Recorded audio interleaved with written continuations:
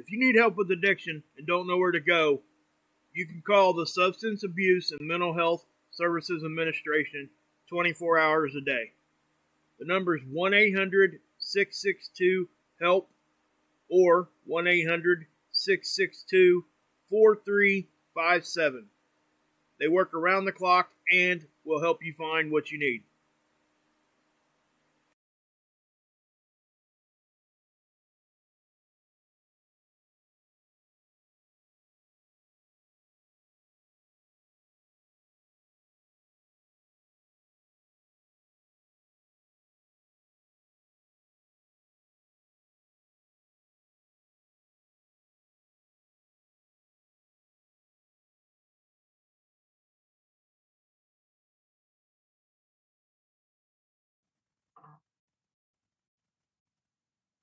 Hello, everybody. I am Captain Tommy Scoville, and you are on the lifeboat. People, it's Friday night.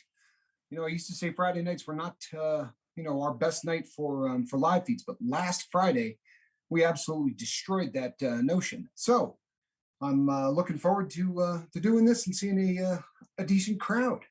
And as I look out amongst you on the deck, I see a lot of the usual suspects. I want to welcome anyone who is new to the Friday night live feed and new to the boat. We want to welcome you on board. It's awesome to have you. And for those of you who are simply observing, we love each and every one of you as well. Want to continue our thoughts and prayers, people, for those that need it. Saigon Cinnamon and his boy for sure. And without having spoken to him, I haven't seen our friend Oculi Mortis recently, and I'm just if we can keep him in our thoughts and prayers, always a good idea. If someone is MIA for a day or two, I'm going to shoot him a little correspondence and make sure that he's doing well. For those of you who have emailed or questioned me through direct message or any other means of communication, Jamie, the girl that we were celebrating at the very end of last night's feed, she will not be here this evening. Her boy is playing in a playoff game for football in Texas. And I'm not sure if you're outside of Texas, you may not know what that means, but folks, that is a really big deal in the state of Texas. This is the time of year that football takes on a completely different feel. It's a pretty big deal all the time in that state. However, this time it is, downright slides into the realm of almost a religion. So we're pretty happy for her boy, and she has assured me that she will be back tomorrow night. However, everything that she was talking about is going smooth. She's very happy to be where she's at. And one other prayer note, people. Our friend M. Hunt, if we could keep him in our thoughts and prayers as well, I think that would be good timing. Just, that he's having a decent time with it. So, people, you saw the headline for this evening. You saw the title of tonight's diatribe, and I'm looking forward to this one, people. I really am, because I think it's a subject matter that we don't talk about enough. What seems like years ago, which around here probably means about 45 to 60 days ago, we did a video entitled "Stay in Your Lane," and I think that that was one of those videos that we touched on this. But we touched on it from a slightly different angle. So I'm really kind of looking forward to this. If you've been watching the morning videos this week, we talked about some of the things that happened when you get sober. Some of the things that go on once you slip into that realm of sobriety. And there's the coin of the realm. You're going to spend your time, you're going to spend your thoughts, and you are going to spend all of these things how you see fit, but they're going to define exactly what you are. So this morning's video, we were talking about choosing who you're going to be and how you're going to be and what your life is going to be like. It kind of dovetails into what we're doing here tonight, because let's be honest, people, when someone gets sober, there is a decent amount of pushback. I guess pushback is probably the nicest way to put it. Sometimes there's a decent amount of hate that comes our way once we decide to get sober. And tonight I want to talk a little bit about why that is, and a little bit about some of the things that we can do to prevent that or to mitigate it, because it is a reality, people. It absolutely is a reality that once you start going down that road, you are going to come across individuals that aren't going to love the fact that you're there. And there are a whole bunch of reasons for this. And we've touched on a lot of these before, but we'll go over them again.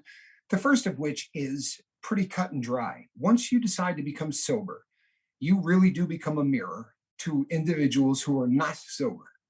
When they see you, as opposed to seeing you and your triumphs and the fact that you're moving forward and that life is good, instead of being able to be happy for you, what they see instead is a reflection back on themselves, and it makes them question where they're at in life. Should I be doing this? Is this something that I ought to be taking seriously? Why is this person taking it seriously? And oftentimes, as opposed to taking a good hard look at themselves, they're going to take a good hard look at you. And very often, they're going to want to voice opinions. Stuff like, man, you didn't need to quit. It wasn't such a big deal. You didn't have a problem. And these things sort of just continually come out again and again. And it's the reality, people, of what's going to happen. And if you know that this is the case, it's important to not let these people get to you. Again, once you start holding that mirror up, you're definitely going to get this reaction, and you're going to get it often. One of the reasons that I have so oftentimes recommended that you sort of judge, what you're going to do as you start to slide into the new you. If you try to drag a lot of your old life with you, you're going to run into problems. If you're going to be hanging out with the same people, doing the same things, those individuals are not going to be happy that you're sober, because you're forcing them to look at themselves. And I've said this before, and I'll say it again.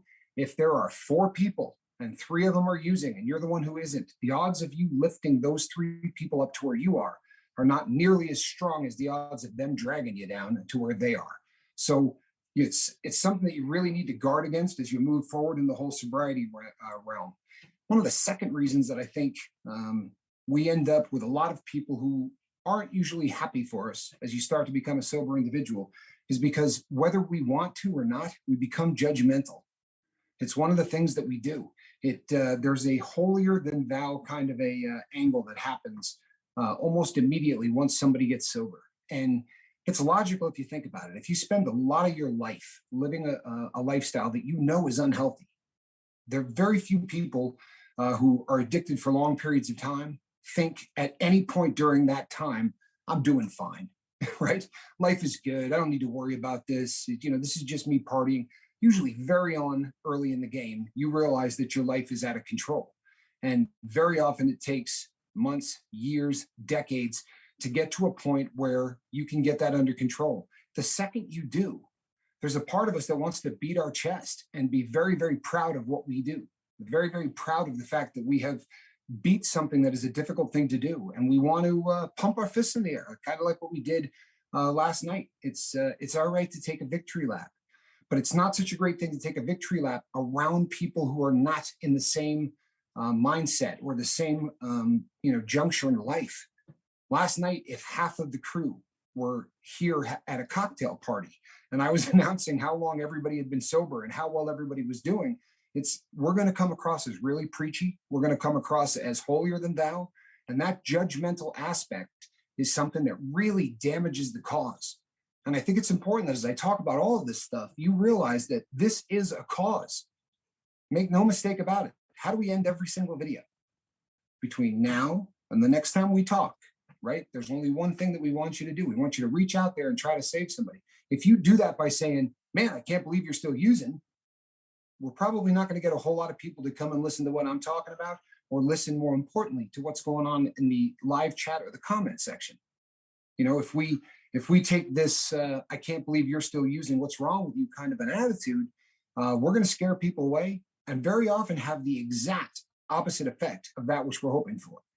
Not only are these people not going to take a good hard look at sobriety, they're going to go the other direction. They're going to dislike you, and they're probably going to be partying harder because of the guilt and the things that you start to pile up on them.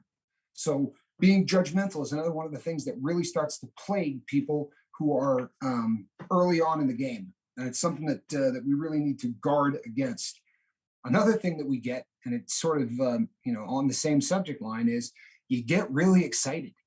It's very difficult to not get fired up about what you're doing. And that causes the whole proselytizing, where now I got to feel like it's not good enough to be sober. I need to make sure that everybody else is. And people, obviously, that's what I'm doing with my entire life, right? But I didn't do it at 2 weeks sober. When you are fresh out of your lifestyle and you're really just starting to be a sober person and you're preaching to every single person around you how they need to do the same thing, number one, you don't sound particularly credible. And number two, it really is one of those things that just really puts people off. And usually the second you walk away, they go, I give him 2 days, right? He'll be right back to where he was. Give him a week. He'll be drinking again, or he'll be smoking again, or whatever your drug of choice or your habit of choice was.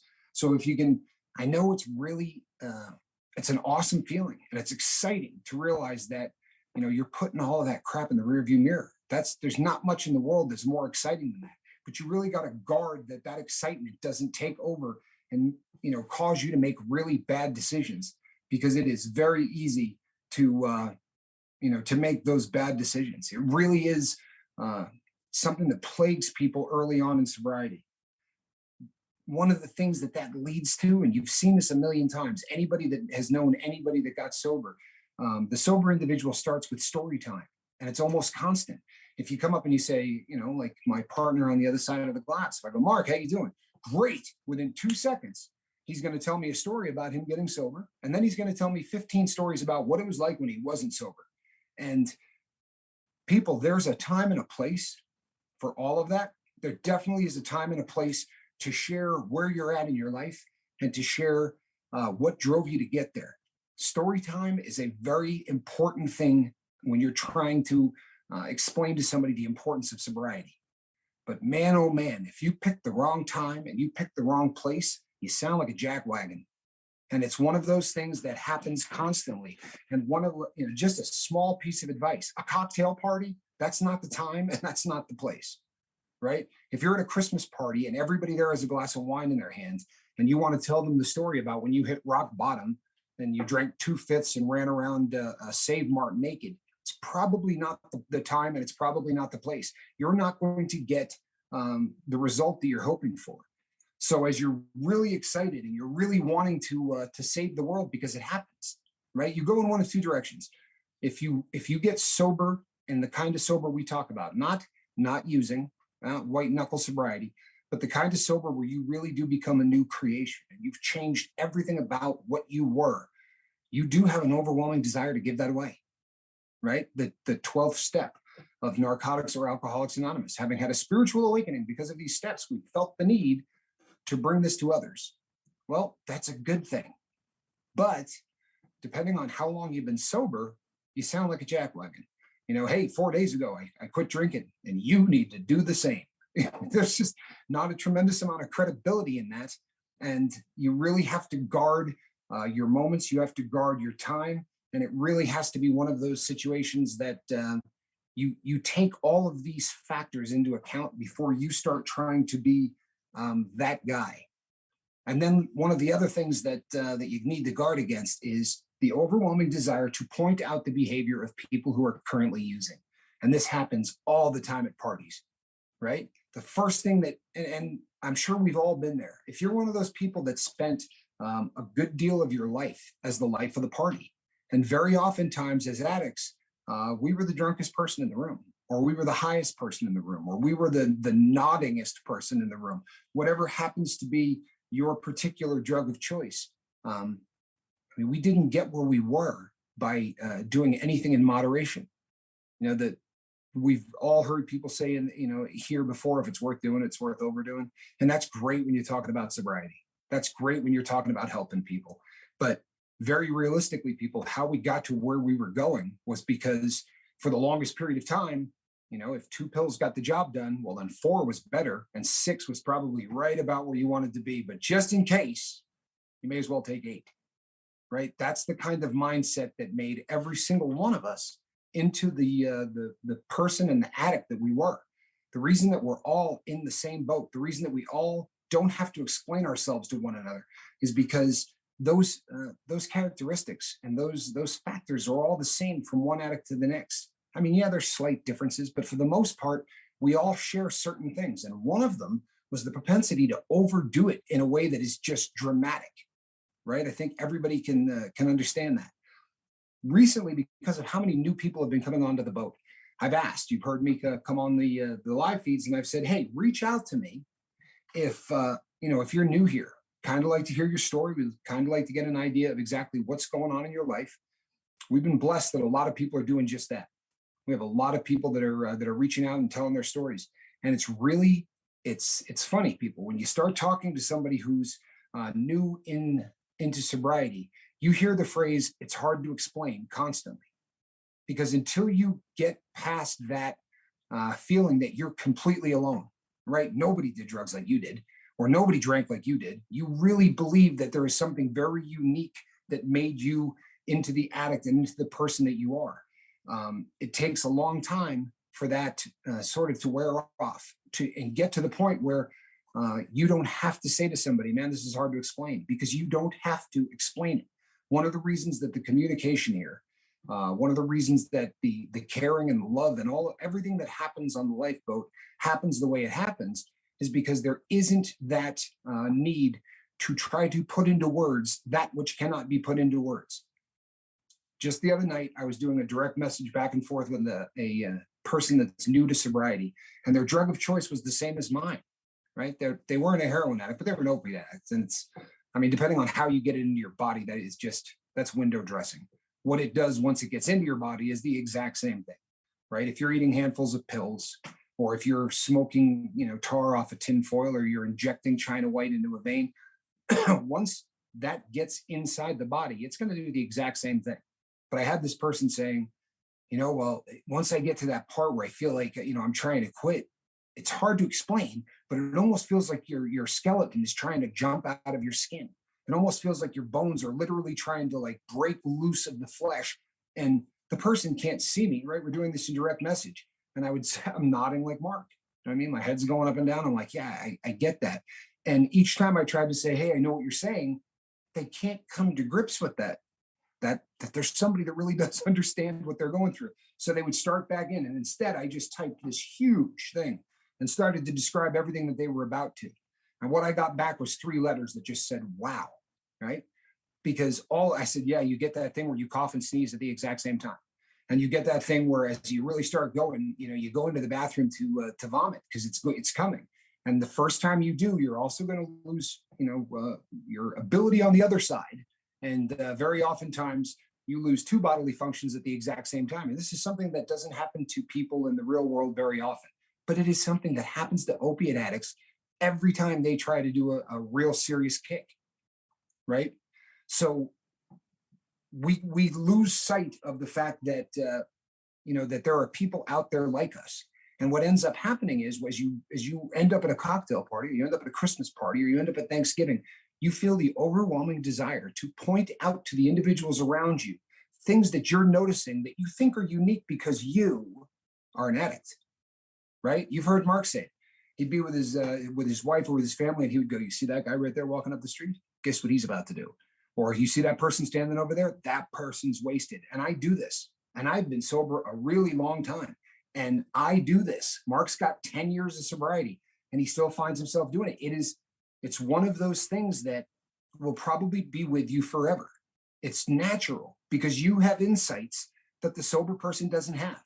And it's so ingrained in such a part of you that when you see somebody that's going through what you went through, it's very difficult not to point it out. It's not a big deal if Mark points it out to me. You understand this? But if you start pointing this out to people that don't understand, if you start pointing it out to the people that you do have to explain what it feels like to have your skeleton try to jump out of your skin, they're not going to get it. And you're going to come across as either judgmental or preachy or trying to proselytize or any of the things that I just described in the beginning of this talk.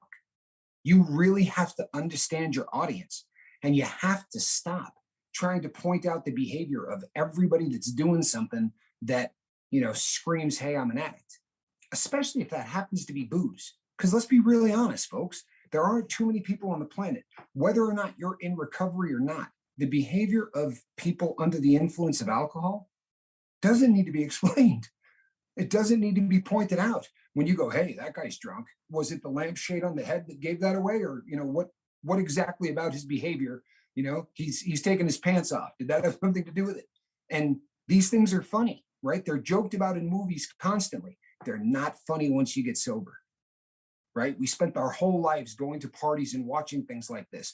And when I did the interview with my brother Johnny, and he came on and he talked about being sober, he said that he loves being in the room with people who are, in the process of drinking. That doesn't bother him. He likes that atmosphere. He always has. It's something that he enjoys, but he doesn't enjoy it once somebody has been served one cocktail more than they should have had. At that point, my brother starts getting that really uncomfortable feeling. And you know what? I get that. So does just about everybody in recovery. There's nothing worse than watching somebody who's had too much to drink, because it's embarrassing, right? And it's more embarrassing because most of us have spent so much time in our life at one way or another being that person.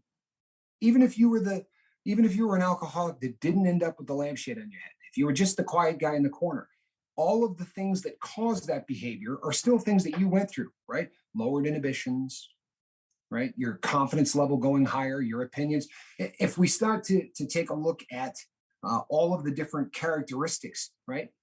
I mean, what jumps out at you? When someone's been overserved, first thing, right? Loud.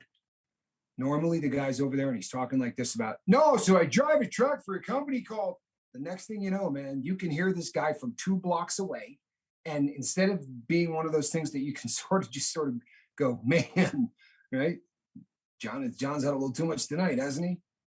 Instead of just being one of those things that you can observe, you have to point out the fact that it makes you sick. Not exactly sure why, but we all do it. Even if that wasn't our drug of choice, we find ourselves wanting to go, man, I can't stand it when people get that drunk. Boy, it drives me nuts when someone gets that drunk. Well, no one needs to hear that, people. We really have to guard ourselves against all of the people that came before us. You understand what I mean by that? You're not the first person to get sober. So you're not going to be the first sober person at a party that said to somebody, hey, man, you think he's had too much to drink? And once again, yeah, he has a lampshade on his head and he's not wearing pants. Everybody here knows that he's had too much to drink, except everybody else is kind of giggling at it. Now, granted, once you get sober, those things aren't that funny anymore. When you see the behavior that has plagued, millions, if not hundreds of millions of people whose lives have been ruled and dictated by that substance, okay, to us, it's not funny anymore. But to the rest of the world, it is. The next day, they're going to be telling the story about the lampshade, right? And the fact that he had, boxers on that had reindeer on. That's going to be a funny story they tell for 5 years. But for 5 years, it's going to be nails on a chalkboard. It's going to be that noise that a fork makes on a plate where you go, right? That's just the reality of what it now means to be a new creature. But when you've become that new creature, you really got to not become all of the things I just talked about. Because if you do, not only are you not going to get any of the people that you're hoping to make inroads with, right? You would love to be able to help these people. Well, you're not going to help them. And more importantly, they're going to hate you. Plain and simple. They're going to hate you. And if it doesn't rise to the level of hate, a very funny thing is going to happen. You're never going to get invited any place where anything like that is happening again. And right now, that may not bother you. Right now, you're thinking to yourself, man, I don't want to be at a party where people are drinking the excess. But when you've got a lot of sobriety under your belt, and this is one of those things that honestly, you don't want to be shunned from all of society because you did the right thing. Trust me, you don't want to be shunned from all of society because you made a decision to turn your life around and to become a better you, to become a better creation. So loud, right? First thing that jumps out at you, but it's not the only of it's probably the defining characteristic of the guy that's had too much to drink. But one of the other ones is, you ever notice how insecure people like that get, right? And these are people that, the guy's on steroids. He's got a 32-inch waist. He's got a 55-inch chest, and he looks like he just stepped off the cover of Men's Journal. And every time you see him during the week, he walks like John Wayne into a room, and he just has this commanding presence. But after that one drink too many, he becomes the most insecure cat in the world and needs to come up and say things to you like, do my calves look small to you? I've kind of been working on this, but, everything else I can work on, but my calves, or any number of other things that they find that they don't love about themselves. Traditionally, people don't share what they dislike about themselves. But after one too many drinks, the insecure person needs you to compliment them on it. You're going to get it all the time. Does this make me look fat? Does this make me look this? Do I, right? And people, it's going to happen. Pointing it out to other people, that's just disgusting. It really is. And it's something that as sober people, it's almost impossible not to. Boy, Mark, does that guy get insecure when he drinks or what? If he asks me one more time about his calves, I swear to God, I'm getting in the car and I'm leaving. Right? It's funny. It really is. But we have to guard against all of these things, because if you're a guy that drinks and you make that remark, to your friend and two people hear it, they'll laugh with you. But if you're sober and you make that remark to somebody, you're just a jackwagon. You're a holier than thou, oh, look at me, I don't drink anymore kind of individual. And that doesn't do any good for the cause. And we talked about it already, people, but the cause is saving lives. We really do want our behavior to be a reflection so that people look at you and go, boy, I want what he has. That's really the absolute best way to save somebody, is if they look at you and go, boy, Mark looks happy. You know what I mean? The guy just looks happy. I've never seen him like this. And, I kind of would like to have what he has. I'd kind of like to be there. I'm tired of being the guy with the lampshade. But if you come across with all of the things that I just listed, if you're preachy and if you're judgmental and if you're holier than thou, not only are you not helping, you're hurting our cause across the board. And even if you don't do any of these things, how many people do you think want Captain Tommy Scoville at a cocktail party? Right? I mean, you think there's a chance I'm getting invited to some place where someone is drinking? And that's fine. I mean, honestly, I'm not a big fan of watching it, but you don't want to be the guy that people judge ahead of time, right? Trust me, I'm prejudged. God, you wouldn't want him around. You know what I mean? Hide the booze. Tommy's coming. You know what I mean? He's going to see a bottle of wine in the refrigerator and he's going to tell everybody we're alcoholics, because the people that came before us do stuff like that. You automatically start to make judgments on people that you have no right to make. Let me tell you something else, people, that may come as a shock to you. There are people on this planet that can drink who don't have a drinking problem. Crazy, right? But there are people on this planet who can drink and keep it completely under control. They may even drink too much that night. Doesn't make them an alcoholic. That may be the one time a year that they're really going to let their hair down and don a lampshade. But we instantly look at them and go, alcoholic, right? Not, we would have never done that before. But now that we are a new creation, list on the top of page 3 that you're going to be non-judgmental. For real. Put that on the top before you put just about, well, put honesty first, because that's our biggest plague as addicts. But right below honesty, put non-judgmental, because you're damaging the cause and you're damaging your image. As a sober person, you're damaging your image. The worst phrase anybody could possibly utter, seriously, man, I like Tommy a lot more when he got high. How rotten would that be? Seriously, is that how you want anybody to think about you? It's not how I want anybody to think about me. So you want to make sure that we're guarding against all that stuff. The next thing, people, you've been there at the parties, people are going to get a little bit more daring, right? A guy that is never going to ask this girl out when he has had one too many drinks, right? Inhibitions are the first part of the brain that are going to get drugged by alcohol. So your inhibitions get lowered. And all of a sudden you start looking around and seeing this. Hey, you see Kevin? $5 as he goes and asks out the secretary.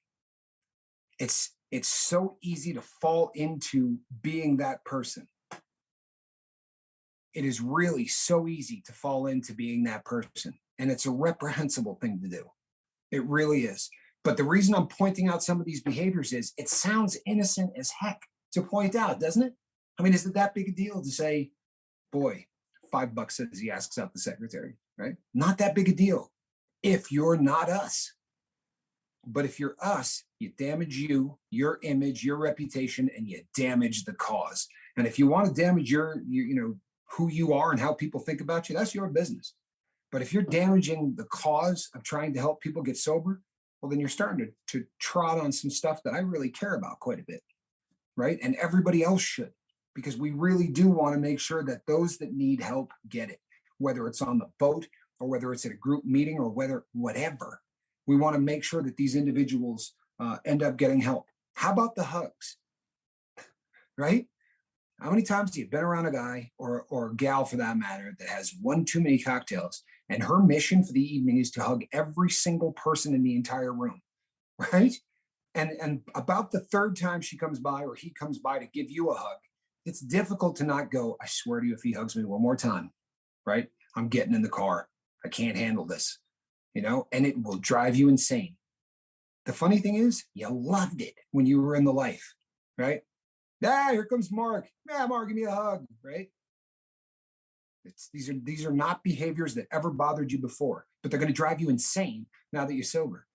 So know this, right? How many times have we talked about it? If you know something's coming and you're prepared for it, for real, say to a friend before you get there, tell you what, man, so-and-so is probably going to hug me tonight, and I'm not going to care. Don't utter that phrase to somebody that's not sober because you're already a judgmental jackwagon. But if a couple of sober guys are on their way to that party, on the way there, you can say, so-and-so guaranteed, going to be loud. So-and-so guaranteed, going to ask out his secretary. And you know who's going to have a lampshade on his head? I don't know, but Mark's going to be hugging everybody. Right? These things are just what happens, people. And we got to guard ourselves from being that individual, that jackwagon. And then you know what else, people? The guys on drugs and alcohol always end up becoming an expert after a little bit too much, don't they? They know more about whatever you're talking about than everybody else in the room. And they want to make sure you know that. So what they're going to do is when they talk about it, they're going to talk about it like this. It will drive you insane. And along those same lines, if you go over and you say, oh, I had an accident skiing last year. It was awful. I broke my femur in 2 places. They're going to tell you a story about the time they broke their pelvis, their back, both wrists, compound fracture of the shin, right? You've seen this 1,000 times. When people are in it and they're in that moment and they're under the influence a little bit too much, whatever story you're telling, they're going to tell one a little bit bigger. And the worst of this, and I watched this so many times, is when a sober person starts doing their sober monologues. Oh, well, I'll tell you something. When I hit rock bottom, I drank 2/5. I wound up in the Save Mart parking lot naked. A guy's going to come up to you drunk and tell you how 2 days earlier he was worse than that. But it's not that big a deal, right? Let me tell you no, you think that's bad? Listen to this one. No, you think that's bad? Listen to this. That's just the nature of the beast, people. And if you're aware of these things, if you take just 2 minutes before you enter one of these situations to go, yep, that's coming. Guaranteed that's coming. If you can't be there without commenting on it and pointing it out, just maybe don't go. Maybe take a year off or 2 years off or whatever you got to do so that you're not damaging you and the cause. They also want to share information with you that's probably really inappropriate. Conversations you have with a guy in the entire year, and he talks to you a little bit about Bitcoin. It's up to $65,000 right now a coin. I've been putting 15% in on every paycheck. Well, at the party this time, he's going to go, I haven't slept with my wife for 4 weeks. I don't know what the hell's wrong with her. Just things you don't want to hear, right? TMI. TMI is a disease of too much booze or too much drugs. And it's coming. If you know it's coming, guard yourself against it. Don't be the person that feels the need to tell 4 other people at the party, hey, you know what? He said he hadn't slept with his wife in 4 weeks. That's lovely, which probably explains why she's over dancing with so-and-so for the last 6 songs. You realize how easy it is, people, to go from just being that sober guy to being somebody that's obnoxious? Granted, some of what I'm saying right now just seems funny, right? But I really am making a point. These are the kind of things that we do, whether we think about it or not, that end up causing people to hate us. It really is. You can say all of the things I just said, and people will laugh at you if you say it with a Budweiser in your hand. But if you say it with a Sprite in your hand because you haven't had a drink in 5 years, you're just mean. And the 4th rule on the boat, right? We know what that rule is. We don't have a lot of use for mean people, right? They're not nice. It's not something that moves things in a good direction. I mean, mean people suck. I'm sorry. There's really no other way to put that. And when I made Rule 4, I should have said it nicer. At least I thought I should. But the truth of the matter is that's just the way. I mean, it is, right? They're just not nice, and we don't want our sobriety to become that. That's awful, and it's the reason that across the board, sober people are prejudged. right? If somebody judges you before they know who and what you are, but they judge based on a characteristic, a skin color, an ethnicity, anything, religious belief, that's prejudging or prejudice. And I promise you, there is a massive prejudging that goes on of sober people. And it's because of how we respond to the kind of things that I'm talking about right now. The fact is, they're going to wear their love and their hate on their sleeve, right? How many times have you been at a party where someone comes up and says to you, you know what? That guy, Kevin, I hate that dude, man. I hate him. And you go, dude, you know, we went to lunch with him 3 times in the last month. Yeah, I hate him. I swear to you, I do. That he is such an arrogant, and they're just going to dress this dude down. As a sober person, you just kind of have to, you know, look at it and go, huh, right?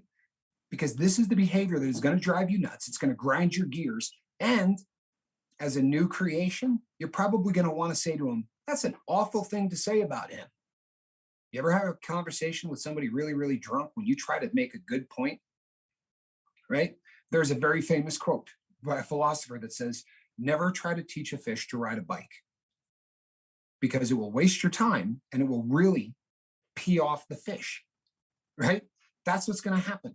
If you try to say to that person right then, hey, Kevin's not a bad dude, you're wasting your time, man. You're trying to have a conversation, not with him.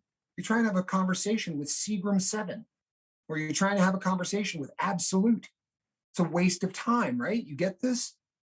Anytime you try to help somebody who's got 4 or 5 stiff drinks in them, you're talking to the last drink. You're not talking to them.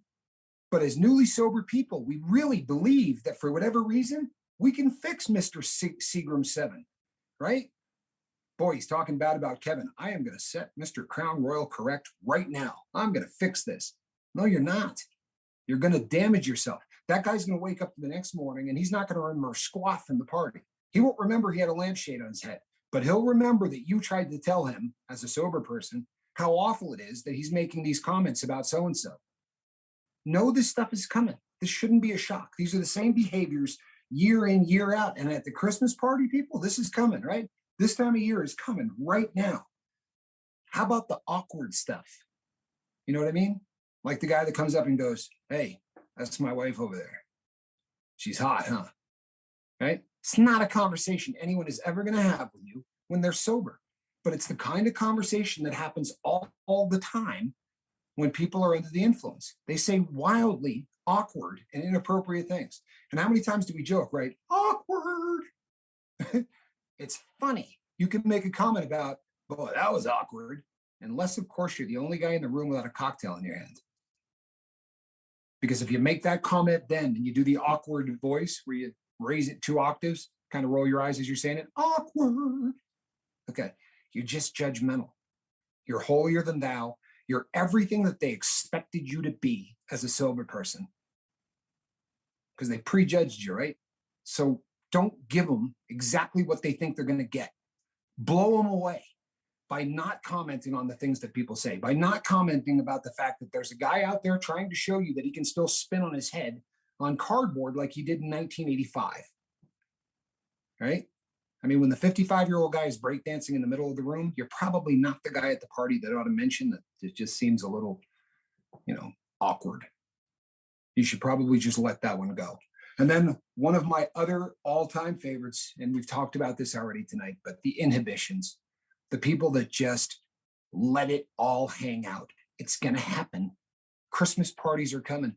I mean, you go to people you work with all year who are the most sober, and you only see them at work in their best, right? They give you great advice. They help you. They hold your hand. But at 9 o'clock, they're taking photocopies of their butt in the office, right? This is the kind of thing that happens at office parties.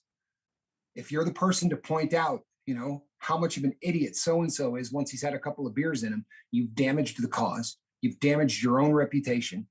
And you're certainly not helping the people that you're talking about. So the question today was, why does the world hate sober people? Right? Because we don't live up to the standards that we set for ourselves. We make a list of all of the bad habits that we had. And then we feel the need to point those out in other people. That's not who you want to be. It isn't. I know everybody here, right? Nobody here. And truthfully, people, I'd like to believe that I'm preaching to the people that are going to find this a week from now or 2 weeks from now. I really truthfully believe that the people in the comments section right now are a little bit more enlightened than the average. I really believe that. And I think that some of that is just because of who you are. That's the truth. But a lot of it is because of the conversations that we have here. The fact that people share stories and talk about things that really bring to light a lot of the stuff that we're talking about. When you see a person at a party and they have a lampshade on their head, you might not be thinking the same way about them. Because honestly, you know what the emotion ought to be? Not that you should say it out loud, but you know what the emotion ought to be? Pity. Right? It's easy to go, oh man, what an idiot.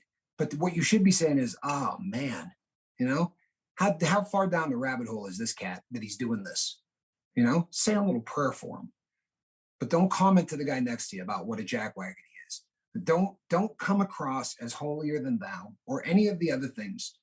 It really is that big a deal. So I think people kind of went over the broad brushstrokes of why it is that society tends to dislike people who are sober.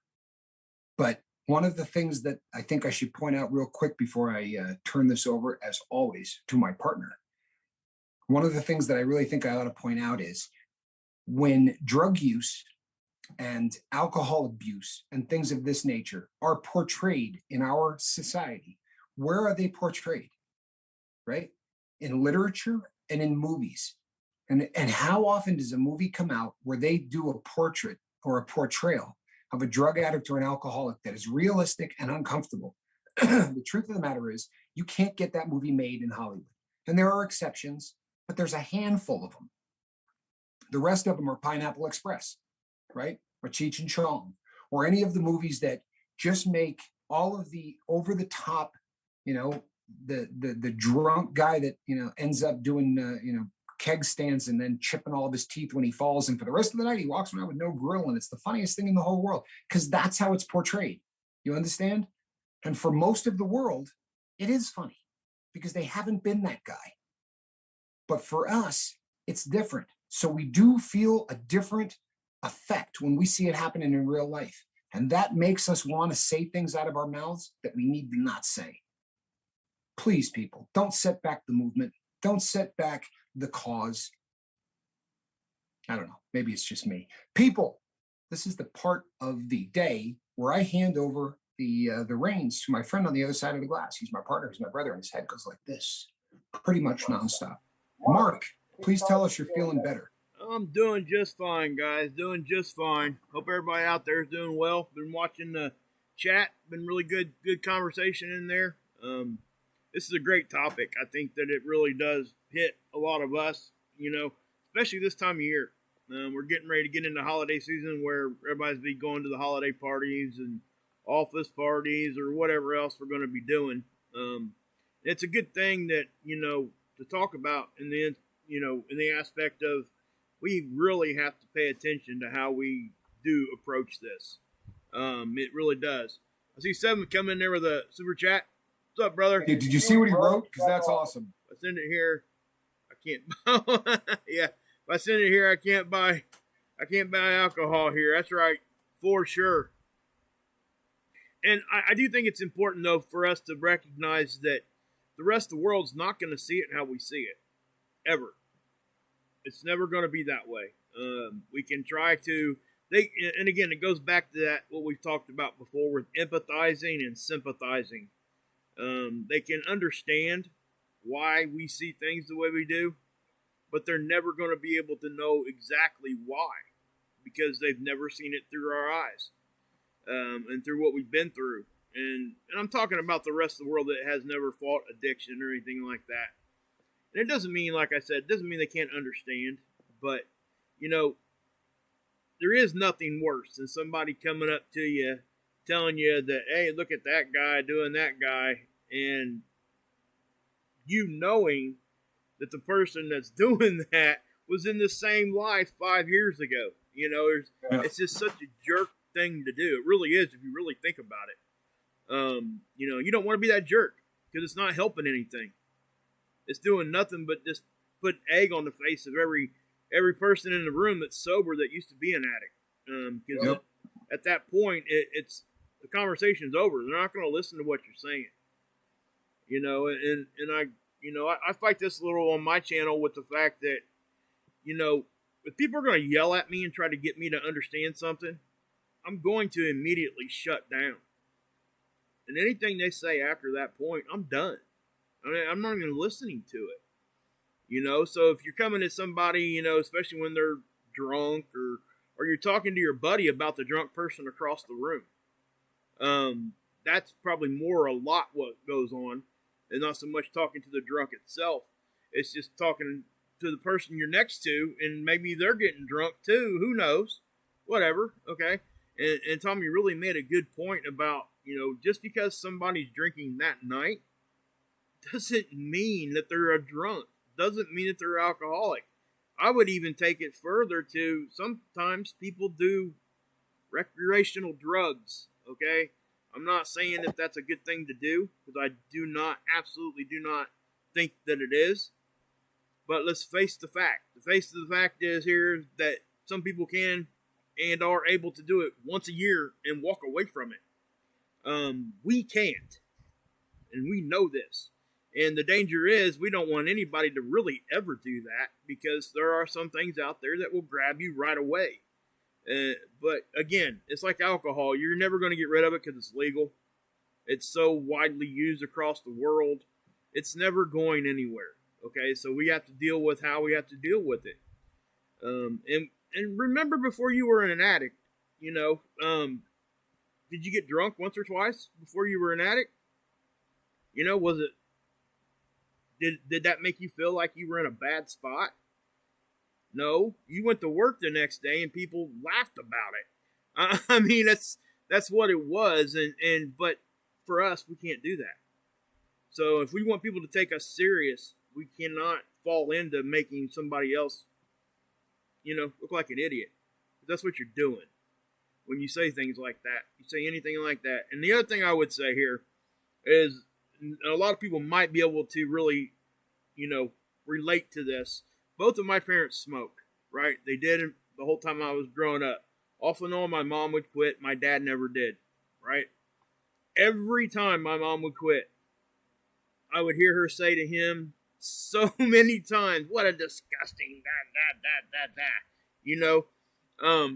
And I always thought, even as a kid, like, you were just doing it yesterday. You know what I mean? And it's like, how is that helping him? It's not. It's just, forgive my language, but it's pissing him off. I mean, That's all that it's doing. And I use the smoking thing because that's a widely used thing around our country, around the world. Again, that is definitely something most of us can probably just kind of recognize. You've probably seen it before. People doing that. And my mom has now since quit smoking. She isn't smoking anymore, which is great. My dad had brain surgery and everything else, 9 stents in his heart. The man will never quit smoking. Okay, I know this, right? But it doesn't still to this day. I hate to laugh about it, but she still gives him hell. I mean, why are you doing that? It's like the man had all this, but yeah, I'm just saying that I'm laughing about it because that's really how ridiculous it is. I'm laughing at the ridiculousness of it. And you don't want to be that person that's being that ridiculous. It's a topic that we all fall into. And you have to recognize that you will be that jerk if you say one word. Because everybody in that room, if they know that you fought addiction, they're going to know. Right? And they're going to sit there and think, well, how he was just doing that, It just doesn't, you don't get anywhere with it. So, without talking in a circle here, I just wanted to put that out there. I think people can relate to the smoking thing a lot, because I think a lot of us have seen it, and and the whole alcohol thing, I think, was a great way to approach this, because again, all of us have seen that, and I really hope that really hits home with people, especially this time of year. So that's what I would say. I love it. I really do. I think, and you're right. It's a great example, because there's nobody that hasn't heard an ex-smoker say, "What a nasty habit," or "Oh, that smell, it's going to be on my clothes." You smoke 2 packs a day for 5 years or 10 years, and not only do you lose credibility, but it just seems like, again, holier than thou. I would like to do a couple of quick shout outs. First of all, Seven, that's one of the funniest things anyone has ever put on on one of the super chats. That was just awesome. I was on you make point. me laugh nonstop. You really do. But Greta said that, for 4 decades, she's been using THC to help with pain from the spinal cord, and she's switching over to CBD, quit 2 days ago. I think that's awesome. I really do. I think it's awesome. But what's amazing is just the number of people in this live chat that just had something beautiful to say. I mean, there is no better example. Look, when we end this, people, if you didn't see that, back it up.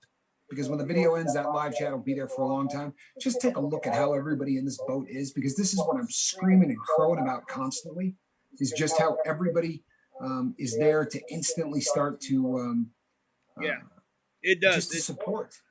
You guys circle the wagon, man.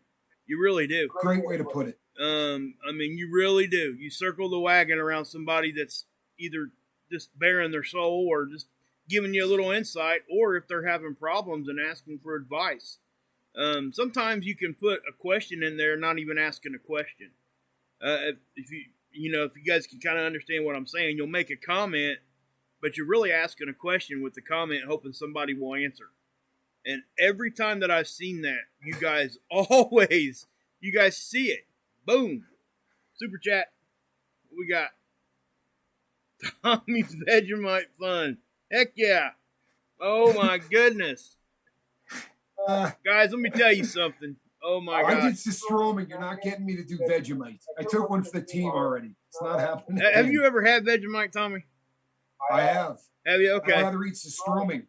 I worked with an Australian guy at the factory for a while, and actually did some side work for him, but painting houses and things on my days off. But he brought in some Vegemite, right? And I didn't know what it was. You heard Men at Work sing about it. You thought it would be yeah, I just thought it was whatever, just some sort of snack or whatever. But when he pulled it out and started using it like peanut butter on a piece of bread, I'm like, that kind of looks like peanut butter or Nutella kind of crossed. You're kind of looking at that like, well, maybe some raisins or something in that. He's like, yeah, this is the best stuff in the world. I'm like, okay, let me have a bite. Give me a piece of that. Oh, sure. And he knew. This jerk knew. He knew, man. And I did, man. And he seen my face, and I swear to God, man, I thought he was going to fall out of his chair. But no, it was, but yeah, Vegemite. What do they call it in England? It's, poop? No, they have a mite. I call it mite. No, they do have another one. It's called, I forget, but Fiona was going to comment on it in a second because she knows what it is. And she says it doesn't taste like Vegemite, but I have to say this because when we look at the metrics, we have a very, very large group in Australia, and I've been to Australia. I love the people, I love the country, but I mean, honestly, I kind of feel like they're all in on the joke. You know what I mean? Like it's just a way to get foreigners to taste this. Vegemite, its taste is something to waste. Yeah, right? It is absolutely. Oh, there it is. Marmite. Marmite. There you go. Yep. Right. If I put that in there, sounds enough like marmot. Yeah.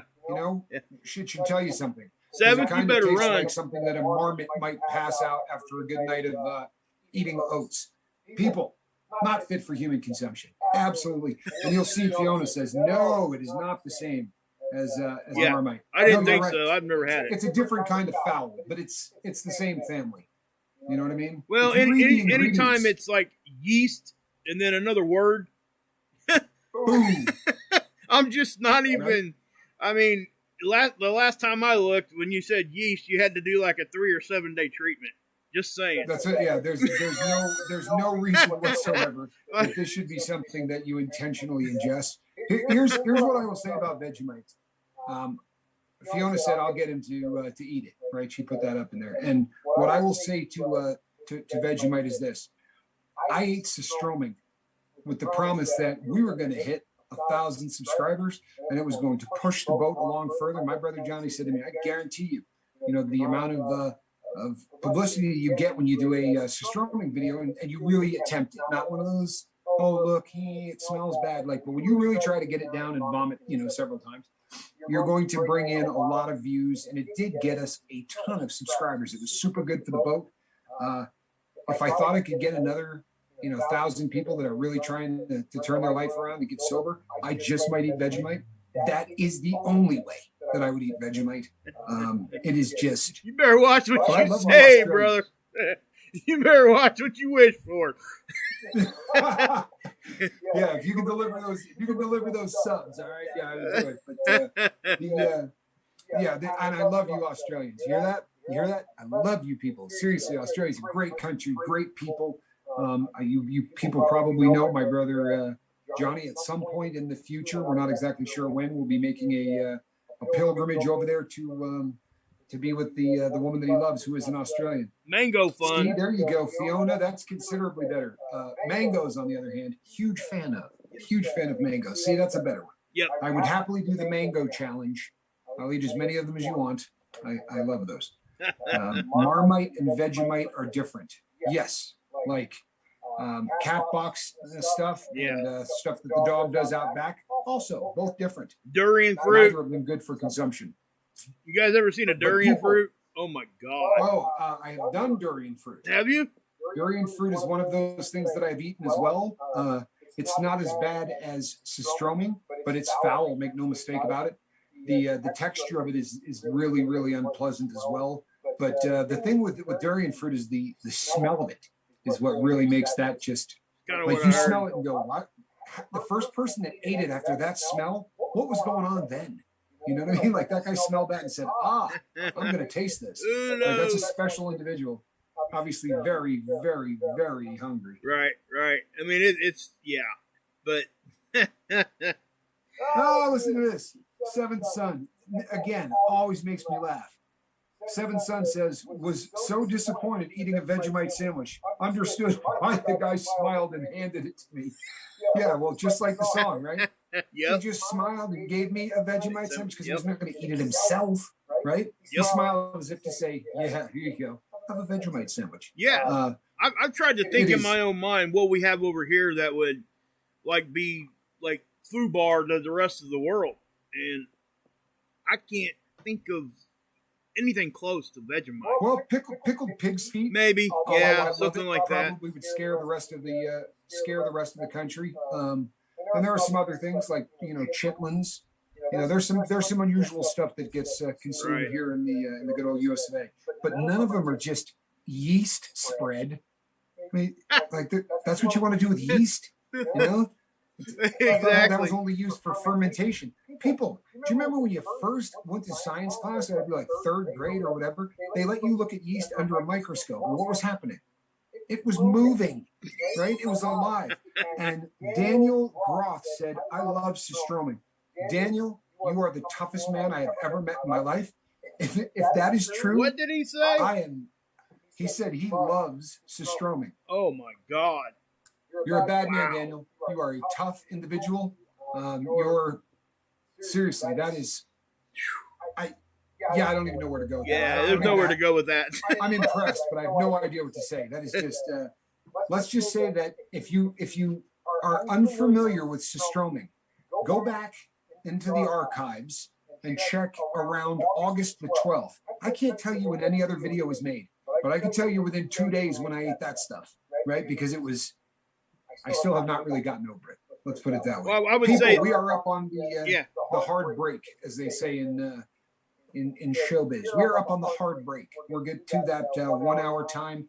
You know what? A lot of people showed up for the live feed today, and that warms my heart on a Friday night. It really does. I want to thank all of you for coming on here.